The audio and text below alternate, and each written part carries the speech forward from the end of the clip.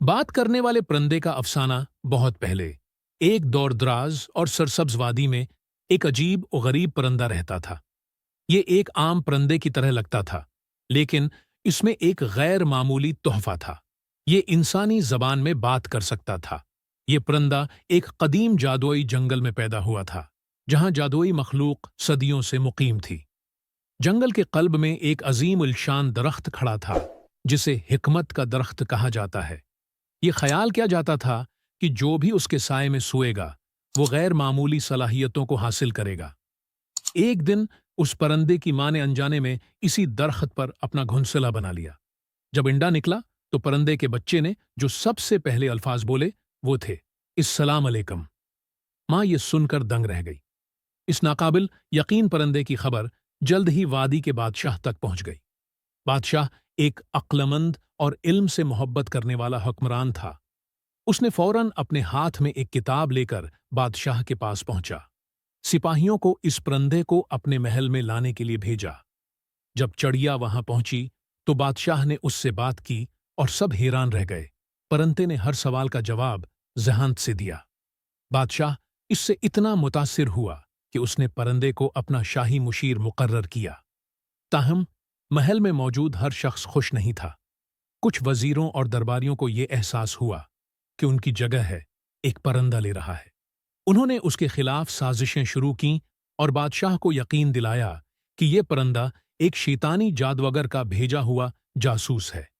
पहले तो बादशाह ने उनके दावों को मुस्तरद कर दिया, लेकिन जब एक वजीर ने चिड़िया को पोशीदा शाही राजों पर बात करते हुए सुना तो बादशाह के जहन में शकूक व शुबहात पैदा होने लगे। परिंदे की वफादारी को जांचने के लिए बादशाह ने उसे एक चीलिंग दिया। उसने परिंदे को हुक्म दिया कि वो जंगल में वापस जाए और एक ऐसा राज वापस ले आए जो आज तक किसी इंसान को मालूम नहीं था। इस काम को मुकम्मल करने के लिए परिंदे को 3 दिन का वक्त दिया गया। अगर ये कामयाब हो गया तो ये शाही दरबार में हमेशा के लिए रहेगा। अगर ये नाकाम हो गया तो उसे आज़ाद कर दिया जाएगा। वो हमेशा के लिए रहेगा। चिड़िया फौरन अपने आबाई जंगल में वापस उड़ गई और हिकमत के दरख्त के नीचे बैठ गई, गहरी सोच में। अचानक एक कदीम आवाज ने सरगोशी की, सबसे बड़ा राज वो है जिसे सब जानते हैं, लेकिन कोई नहीं मानता।